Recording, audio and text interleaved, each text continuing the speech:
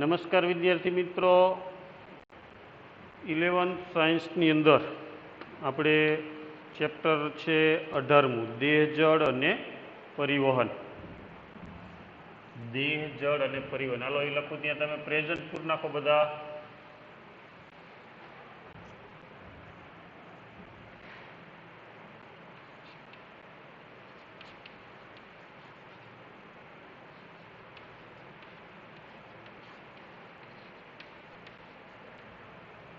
દેહ જળ અને પરિવહન. એમાં આપણે હૃદય છે એની રચના છેલ્લે જોઈતી. હૃદયની રચના, એમાં બાહ્ય રચના અને આંતરિક રચના.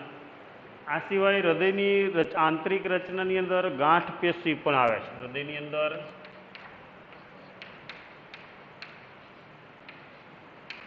આંતરિક રચના જે આપણે જોઈએ એની અંદર બે ગાંઠ પેશી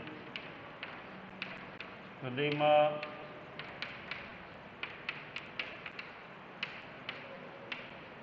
SAN અને AVN એવી ગાંઠ પેશી આવેલી હોય છે. એમાં બે ગાંઠ પેશીમાં આપણે જોઈએ તો SAN સાઇનો એટ્રિયલ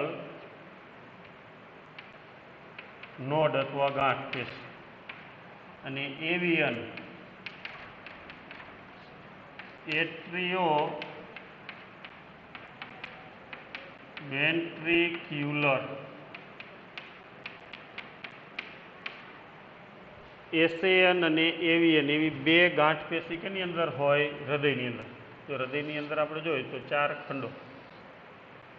એમાં આ ઉપરના બે ખંડો છે એ આ જમણું કર્ણ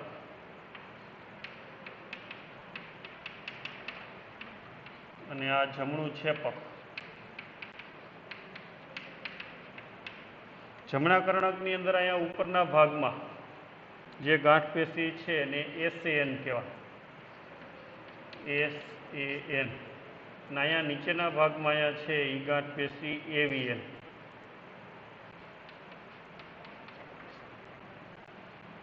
SAN ગાંઠ ક્યાં છે? તો કે જમણા કર્ણકમાં. જમણા કર્ણકમાં ઉપરની દિવાલમાં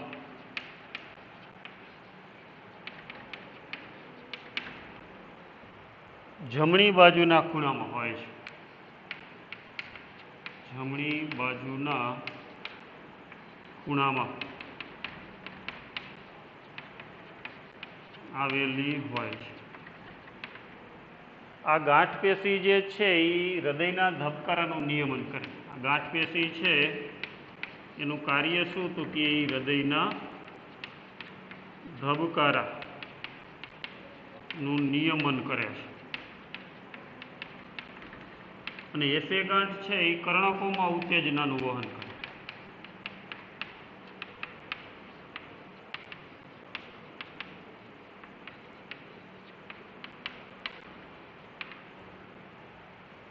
આપણે હૃદયની આંતરિક રચનામાં આપણે જોઈએ તો એમાં છેપકની અંદર પેલા હિસ સ્નાયુ આવે.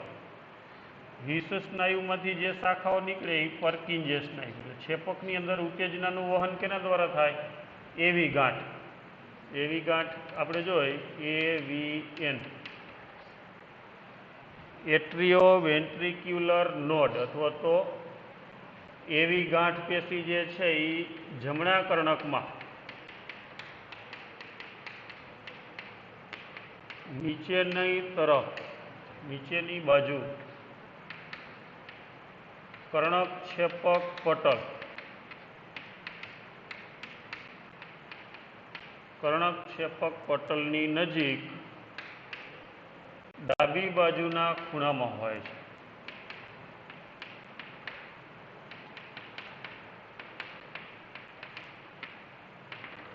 અને AVN જે છે એ છેપકમાં ઉત્તેજનાનું વહન કરે.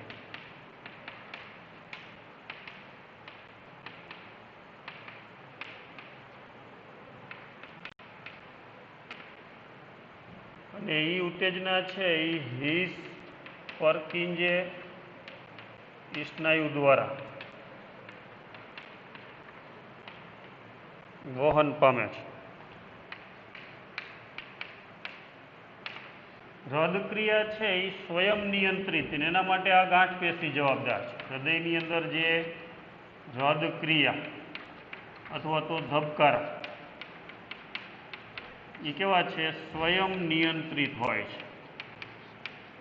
નિયંત્રિત હોય છે. હૃદયની આંતરિક રચનામાં તમને એમ પૂછે કે હૃદયમાં આવેલી ગાંઠ પેશી સમજાવો.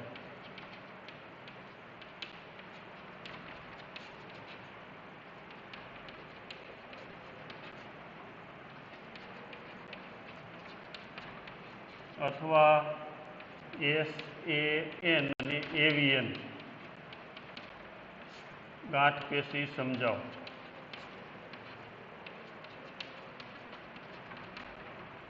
હૃદયમાં આવેલી ગાંઠ પેશી અથવા તો SAN અને AVN ગાંઠ પેશી સમજાવો. તો આપણે આટલું લખવાનું. જો હૃદયના ધબકારા છે એ સ્વયં નિયંત્રિત હોય છે અને તે માટે તેમાં આવેલ ગાંઠ પેશી જવાબદાર છે.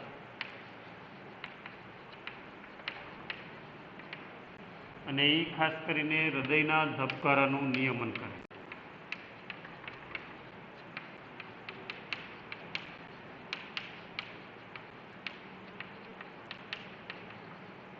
અને ગાંઠ પેશીમાં ચેતા અને સ્નાયુ બંનેના ગુણ હોય છે. ચેતા અને સ્નાયુ એમ બંનેના ગુણ રહેલા છે.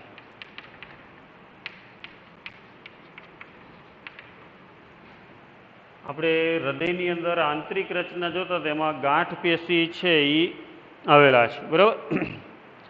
હવે ખાસ કરીને એસે ગાંઠ છે એ શું કરે? તો કે એસે ગાંઠ છે એ કર્ણકોની અંદર ઉત્તેજનાનું વહન કરે છે. અને ખાસ કરીને આ જે એસએન જે છે એ સક્રિય કલાવી સ્થિતિમાન છે એ ગાંઠ પેશી દ્વારા ઉત્પન્ન થાય છે. જો હૃદયની અંદર બે ગાંઠ પેશી, કઈ? એક સાઇનો એટ્રિયલ ગાંઠ અને બીજું એટ્રિયો વેન્ટ્રિક્યુલર ગાંઠ. આ બે ગાંઠ પેશી શું કામ કરે? તો કે હૃદયના ધબકારાનું નિયમન કરે છે. પછી એની વિશેષતા એ છે કે એ ચેતાના ગુણ ધરાવે છે અને સ્નાયુના પણ ગુણ ધરાવે છે. એસે ગાંઠનું સ્થાન ક્યાં? તો કે જમણા કર્ણકમાં ઉપરની દિવાલમાં કઈ બાજુએ? જમણી બાજુના ખૂણા. એવીએનનું સ્થાન ક્યાં? તો કે જમણા કર્ણકમાં નીચે, કર્ણકક્ષેપક પટલની નજીક, પણ કઈ બાજુએ? ડાબી બાજુના ખૂણામાં હોય છે. આ એસે ગાંઠ જે છે એ ઉત્તેજનાનું કેમાં વહન કરે? કર્ણકોમાં. અને સક્રિય કલાવી સ્થિતિમાન કર્ણકોનું સંકોચન માટેના સંદેશા આપે, બરાબર. અને અહીંયાથી ઉત્તેજના એવી ગાંઠ સુધી પહોંચે એટલે એવી કેનું સંકોચન કરાવે? ક્ષેપકનું સંકોચન કરતા સંદેશા એવીએનમાં. એટલે આ ટૂંકમાં હૃદયના ધબકારા જે છે એનું નિયમન આ ગાંઠ પેશી મુખ્યત્વે જવાબદાર. અને એ સ્વયં નિયંત્રિત છે હૃદયના ધબકારા, કારણ કે એની અંદર ચેતાનો ગુણ છે. એટલે મગજ દ્વારા નિયમન હોય પણ મહદઅંશે હૃદયનું નિયમન કેના દ્વારા થાય? તો કે આ બે ગાંઠ પેશી છે એના દ્વારા થાય છે. હવે આજે ગાંઠ પેશી પેલા એસએન કેની અંદર ઉત્તેજનાનું વહન કરે? સક્રિય કલાવી સ્થિતિમાનનું વહન કરે. તો કે કર્ણકોની દિવાલ. એ ઉત્તેજના ક્યાં પહોંચે? એવીએન સુધી. પછી એ કેની અંદર ઉત્તેજનાનું વહન કરે? ક્ષેપકની અંદર, બરાબર. એ રીતે હૃદયના ધબકારાનું નિયમન. આપણે વધુ જરૂરિયાત હોય રુધિરના, ઓક્સિજનની, ત્યારે હૃદયના ધબકારા કેવા થઈ જાય? વધી જાય. તો એ આજે ગાંઠ પેશી છે એ હૃદયના ધબકારા વધારવાનું કે ઘટાડવાનું કામ કરે છે. આપણે સરેરાશ જોઈએ હૃદયના ધબકારા, હૃદયના ધબકારા 1 મિનિટની અંદર 70 થી 75 વખત હોય. સરેરાશ લઈ તો 72 ધબકારા થાય. એટલે હૃદયના ધબકારાની સંખ્યા કેટલી? તો કે 1 મિનિટમાં 70 થી 75, એવરેજ કેટલી થાય? 72 ધબકારા જોવા મળે. હાલો આટલું લખી લ્યો, પછી આપણે આગળ લઈએ.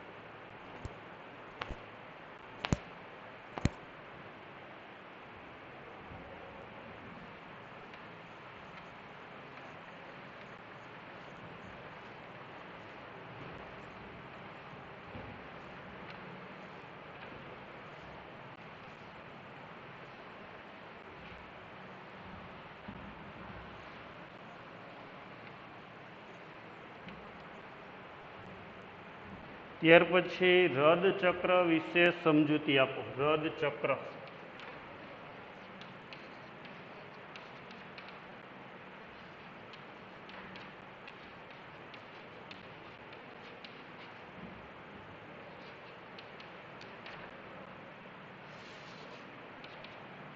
હૃદ ચક્ર હૃદય છે એ સતત ધબકે છે, બરાબર. અને આ જે ધબકારા છે એને હૃદ ચક્ર તરીકે ઓળખવામાં આવે. હૃદય સતત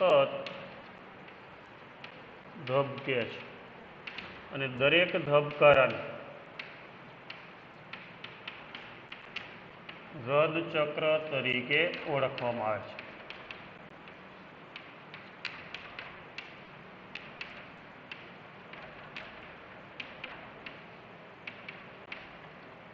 હૃદ ચક્ર દરમિયાન દરેક હૃદ ચક્ર દરમિયાન હૃદયમાં નિશ્ચિત ઘટના જોવા મળે છે. હૃદ ચક્ર છે એની અંદર હૃદય આપણે સતત ધબકતું હોય, બરાબર, એને શું કહેવાય? હૃદ ચક્ર અથવા એક ધબકારો એટલે એક હૃદ ચક્ર. હવે હૃદયની અંદર જે આ ધબકારા થાય એની અંદર ઘણી બધી ઘટનાઓ એક ધબકારામાં થઈ જાય. ખાસ કરીને કર્ણક ભરાવા, એમાંથી રુધિર છેપકમાં આવું, છેપકમાંથી રુધિર છે એ ફેફસા તરફ, અને જમણી બાજુના ફેફસામાંથી, જમણા છેપકમાંથી રુધિર ફેફસામાં જાય. જો પહેલાં આપણે હૃદયની અંદર ખંડોનું સંકોચન થાય એને સિસ્ટોલ કહેવાય. હૃદયના ખંડો મોટા થાય એને શું કહેવાય? શિથિલન, એને ડાયસ્ટોલ કહેવામાં આવે. જો હૃદયના ખંડોના સંકોચનને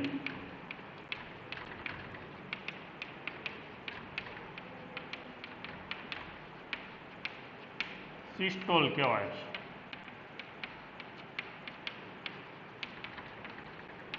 અને હૃદયના ખંડોના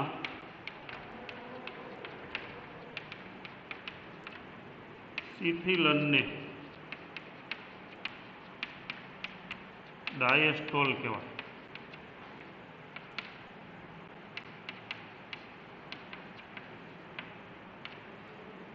હૃદયના જે ખંડો છે એ સંકોચન પામે એને શું કહેવાય?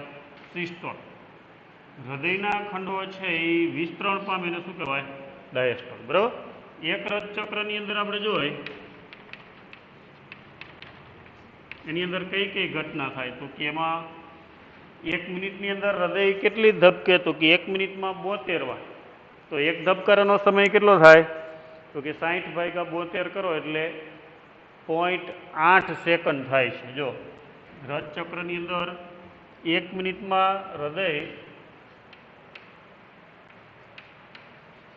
1 મિનિટમાં હૃદય લગભગ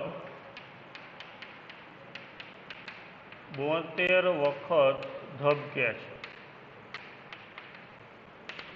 એટલે એક ધબકારો એટલે એક હૃદ ચક્ર, બરાબર. તો એક ધબકારાનો સમય અથવા તો હૃદ ચક્ર એનો સમયગાળો આપણે લઈ તો 0.8 સેકન્ડ. હૃદય 1 મિનિટમાં કેટલી વાર ધબકે છે? 72 વખત. તો એક ધબકારાનો સમયગાળો કેટલો થાય તો કે 0.8 સેકન્ડ. અને હૃદ ચક્રની અંદર આપણે લઈ જે ઘટનાઓ જોવા મળે કર્ણકો અને છેપકની અંદર,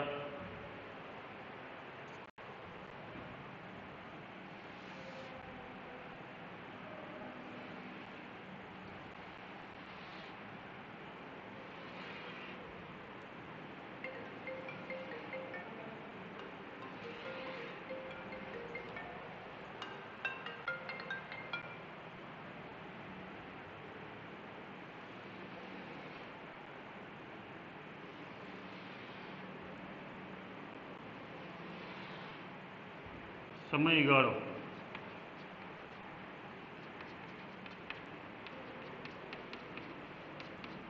કર્ણકો અને છેપક સમયગાળામાં 0.10 સેકન્ડ, 0.30 સેકન્ડ અને 0.40 સેકન્ડ. પછી કર્ણકો સિસ્ટોલ, છેપક ડાયસ્ટોલ. પછી આમાં છેપક સિસ્ટોલ, કર્ણક ડાયસ્ટોલ.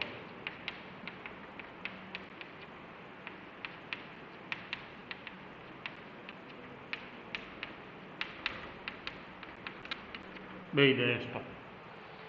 હવે રદચક્રમાં થતી જે ઘટનાઓ છે એ આપણે તમને હું આકૃતિ ઉપર સમજાવું. રદચક્રમાં થતી નિશ્ચિત ઘટના. અહીંયા આપણે દાખલા તરીકે સમજૂતી માટે, બરાબર, આ વર્ણન તમે બોર્ડ ઉપર નથી લખતો. આ ભાગ છે એ જમણું કર્ણક, આ ભાગ છે એ જમણું છેપક, આ ડાબું કર્ણક અને ડાબું છેપક.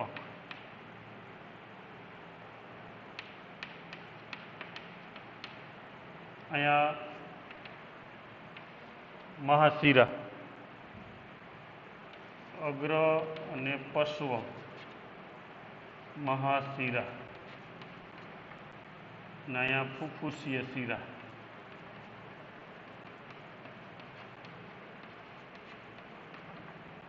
અહીંયા ત્રિદલ વાલ્વ, અહીંયા દ્વિદલ વાલ્વ.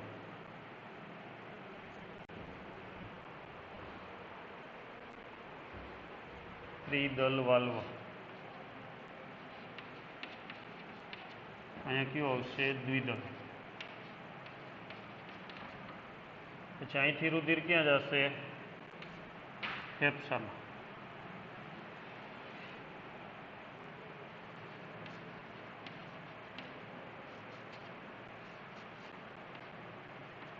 અહીંથી રુધિર ક્યાં જશે? શરીરમાં.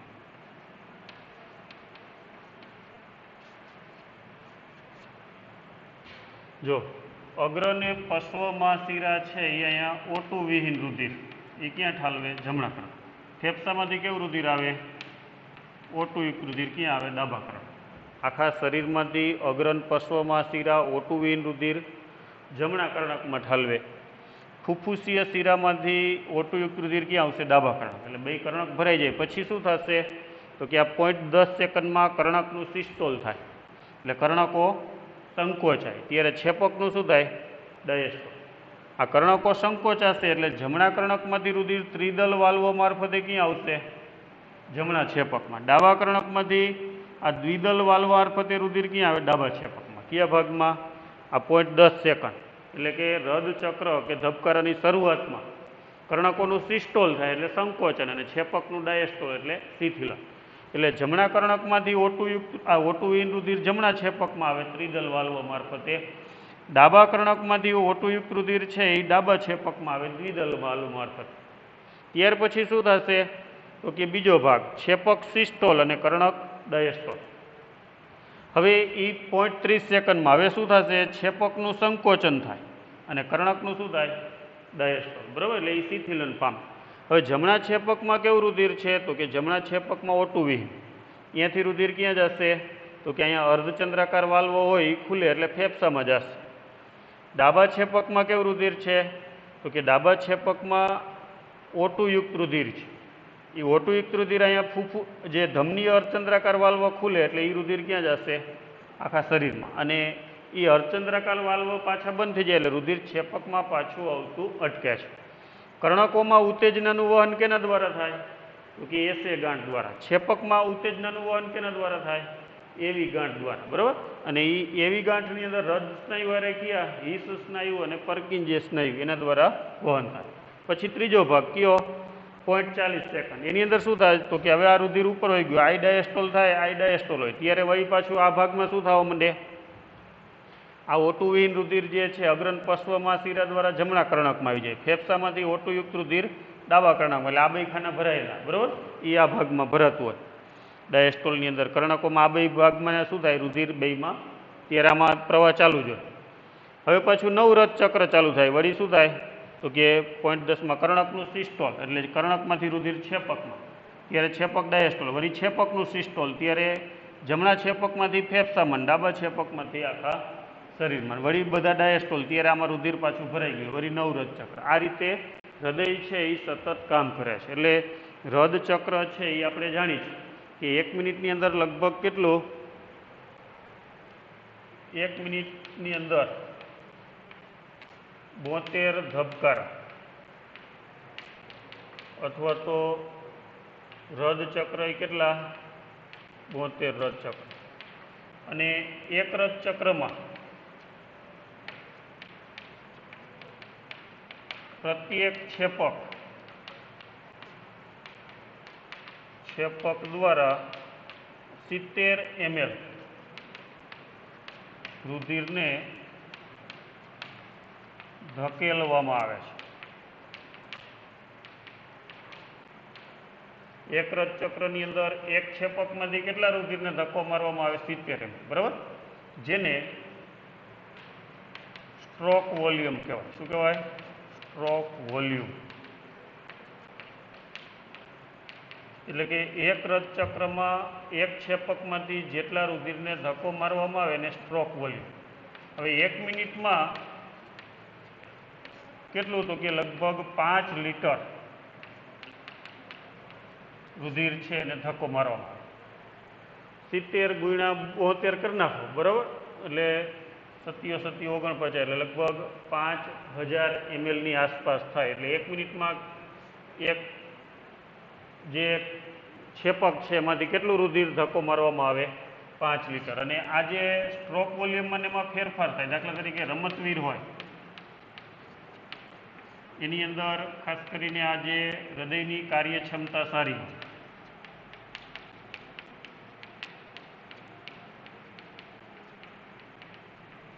એટલે એમાં આ જે મૂલ્ય છે રુધિરને ધકેલવાનું, એ મૂલ્યમાં શું જોવા મળે, તો કે એમાં સ્ટ્રોક વોલ્યુમ વધારે હોય.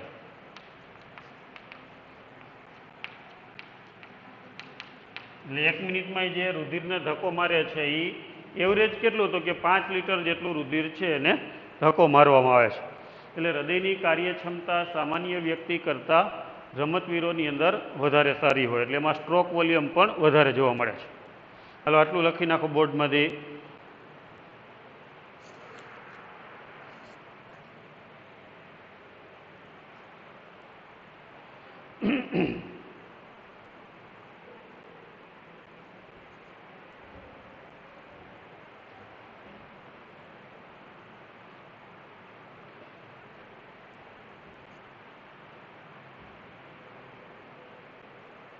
હૃદચક્રમાં હૃદય સતત ધબકે, એની ધબકારાને શું કહેવાય? હૃદચક્ર. હૃદયની અંદર નિશ્ચિત ઘટના આખા હૃદચક્રમાં જોવા મળે. હૃદયના ખાના સંકોચાય એને સિસ્ટોલ, ને મોટા થાય એને ડાયસ્ટોલ.